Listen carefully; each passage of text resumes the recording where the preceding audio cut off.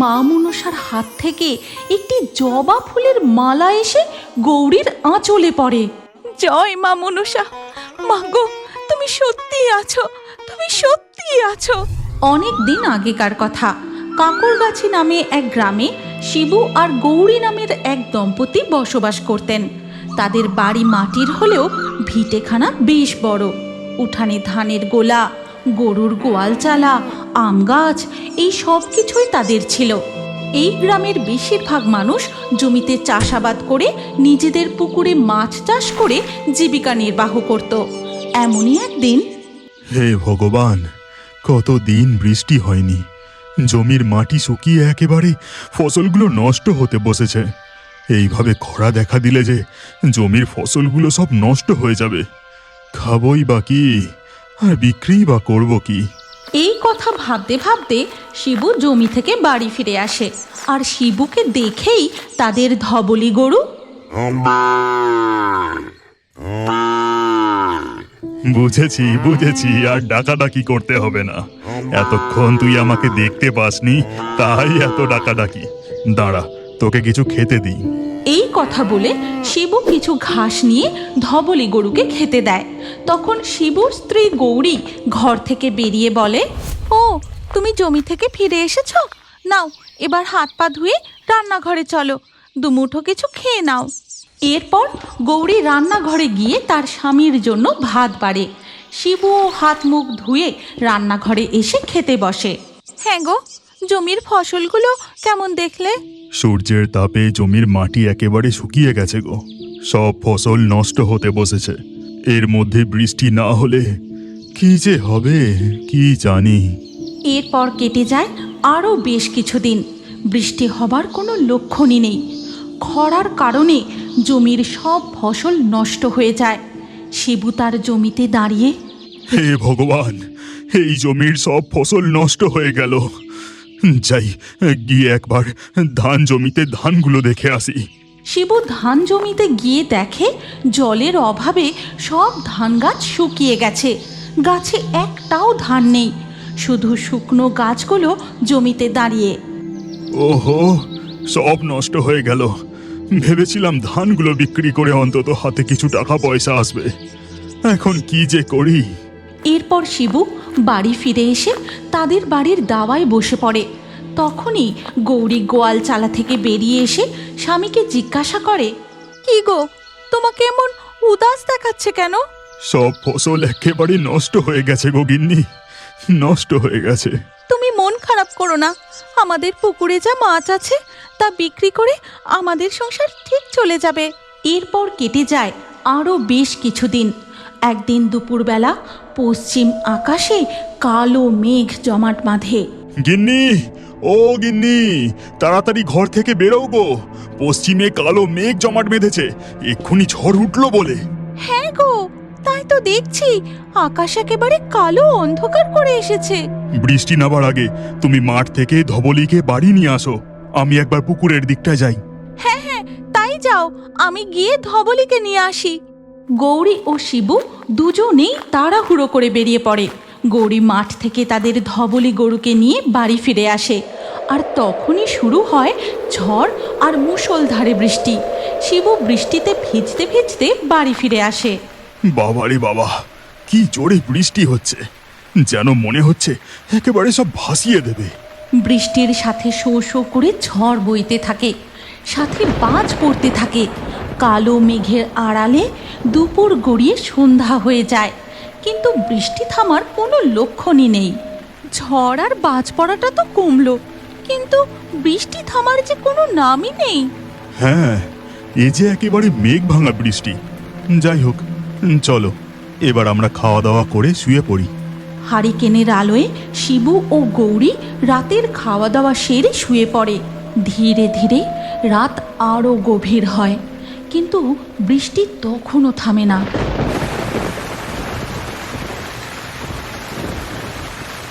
এর পরের দিন সকালে শিবু ঘর থেকে বেরিয়ে দেখে, এ কি কাণ্ড, চারিদিকে যে জল জমে গেছে। আমাদের পুকুরের মাছগুলো ঠিক আছে তো?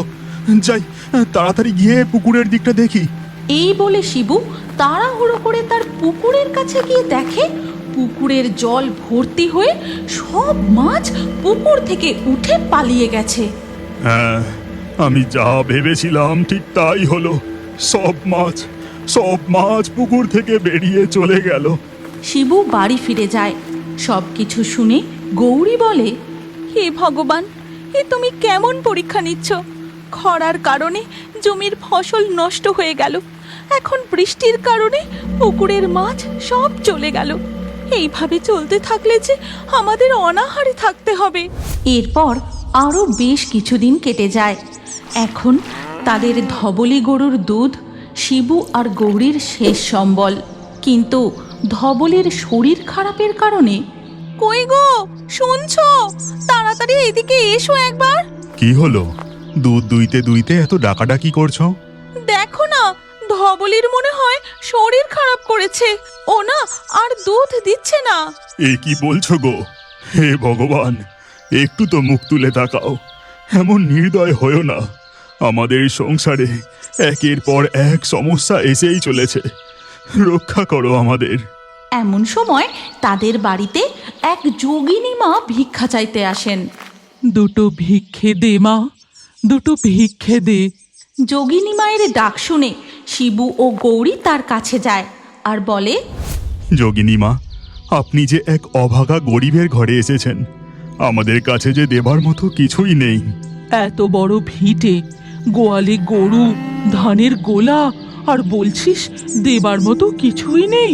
ক্ষমা করবেন যোগিনী মা, আপনি অসন্তুষ্ট হবেন না। আপনাকে দান করার মতো আমাদের ঘরে যে শুধুমাত্র চালটুকুই আছে। যা আছে তাই দান কর। ঠিক আছে মা। গৌরী তাদের ঘরে গিয়ে একটি পাত্রে অল্প কিছু চাল নিয়ে আসে। তারপর যোগিনী মাকে বলে, এই নিন মা, আজ ঘরে এইটুকু চালই অবশিষ্ট ছিল। আমি সব বুঝেছি, তোদের ভিটেতে ঢুকতেই আমি সব বুঝতে পেরেছি। তোরা মা মনসার পূজা কর। এই ভিটেতে মা মনসার মূর্তি প্রতিষ্ঠা করে ভালো করে পূজা কর। দেখবি মা মনসার কৃপায় সব ঠিক হয়ে যাবে। এই কথা বলে যোগিনী মা গৌরীর থেকে চাল ভিক্ষা নিয়ে চলে যান। গিন্নি, এটা তো আমরা আগে ভেবে দেখিনি। যোগিনী মা একদম ঠিক কথা বলেছেন। আমাদের আর দেরি করা উচিত হবে না। মা মনসার পুজোর প্রস্তুতি শুরু করতে হবে। তারা দুজন কুমোরপাড়ায় গিয়ে মা মনসার বড় মূর্তি প্রতিমা নিয়ে এসে তাদের বাড়ির উঠানের বেদিতে মা মনসা দেবীকে প্রতিষ্ঠা করে। তারপর পুরোহিত মশাই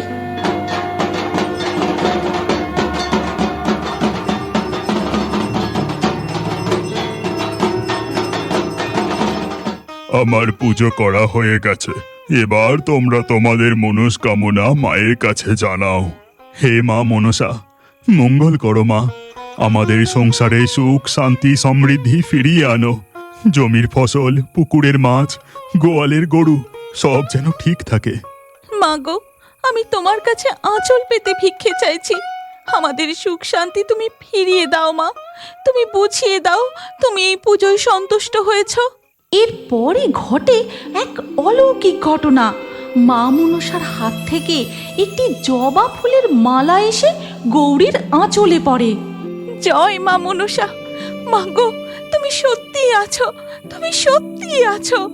জয় মা মনসার জয়, জয় মা মনসার জয়। এরপর থেকে গৌরী প্রতিদিনই ভক্তি ভরে মা মনসার পুজো করে। তাদের সংসারে সুখ শান্তি আবার ফিরে আসে। জমিতে ফসল, পুকুর ভর্তি মাছ আর বাড়িতে ধান ভর্তি গোলা। তাদের আর কোনো দিনও খাবারের অভাব হয়নি। এমনই একদিন সকালে গৌরী যখন মা মনসার পুজো করছিল, গৌরী, ও গৌরী, আমি পাশের গ্রাম থেকে আসছি।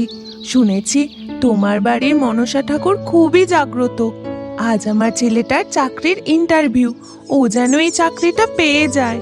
তুমি তোমার মনের কথা মা মনসার কাছে ভক্তি ভরে জানাও। দেখবে মা মনসা তোমার মনস্কামনা ঠিক পূরণ করবেন। এরপর থেকে মা মনসা দেবীর নাম দূর দূরান্তে ছড়িয়ে পড়ে। ভক্তরা মনের আশা নিয়ে মা মনসার কাছে ছুটে আসেন। দর্শক বন্ধুরা, এই গল্পটি সম্পূর্ণ কাল্পনিক, যার বাস্তবের সাথে কোনো মিল নেই। লোককথার ভিত্তিতে ভগবানের প্রতি ভক্তের ভক্তি ও মা মনসার মাহাত্ম্য প্রচারের জন্য আমরা এই গল্পটি তৈরি করেছি।